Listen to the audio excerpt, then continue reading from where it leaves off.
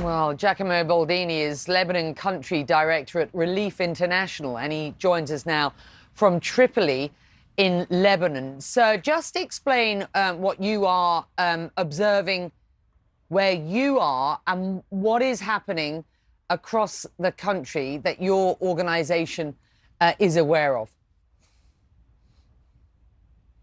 Hello, Becky. Thank you for having me. Well, the situation is extremely worrying at the moment. Numbers are still unclear because of the fluidity of the events, but according to the United Nations and the International Organization for Migration, more than 120,000 people have been displaced in the past 3-4 days. And approximately 85,000 at the moment are hosted in makeshift collective shelters in Beirut, in Mount Lebanon, and approximately half of them are still in the south, so in areas that are heavily affected by the hostilities. Right. Obviously, these people... And we're just looking at images, sir, of the Syrian-Lebanese border, where people have been in the past days fleeing Lebanon into Syria, not safe, of course, itself. What does your agency provide for people on the ground? And given that the local agencies are talking about as many as 1 million people displaced across the country, how is Lebanon going to cope? Well, as I said, I mean, the numbers at the moment are quite confused, but certainly the international community, Relief International is part of them, together with the local NGOs, are trying to respond as much as they can in the most effective and efficient way. The needs are intensifying. We start from non-food items like mattresses, pillows, blankets, but also water. 300,000 people at the moment do not have access to clean water because 25 water facilities have been striked. And obviously, medical services are also an important concern. Relief International at the moment in Beirut, in North, in the Bekaa, is responding with outreach medical services inside the collective shelters and also in other areas like home visits. And one point that I would like to stress is the collective trauma. The psychological distress that these people have been facing in a situation in which the capacity of response in this sense is very limited. There are approximately 3 psychiatrists every 100,000 people, so the number is absolutely insufficient to cope with this need. And this was before the crisis, so now you can imagine.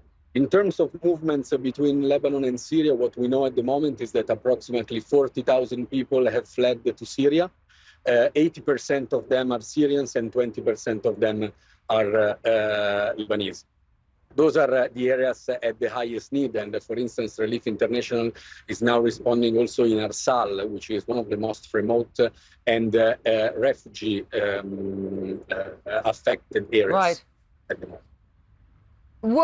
Were Israel to impose a blockade on Lebanon in stuff getting in, how would that affect any humanitarian efforts? Because you are beginning to see countries and other organizations promising money and relief for Lebanon. Point being, it needs to get in and it needs to get distributed quickly, correct?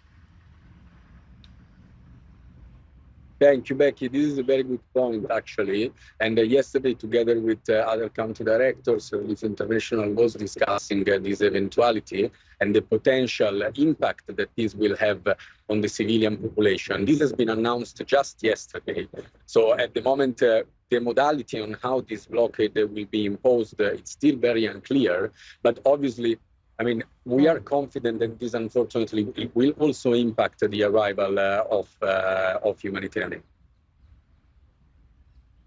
With important Giacomo, it's good to have consequences you. On communities that are extremely strained.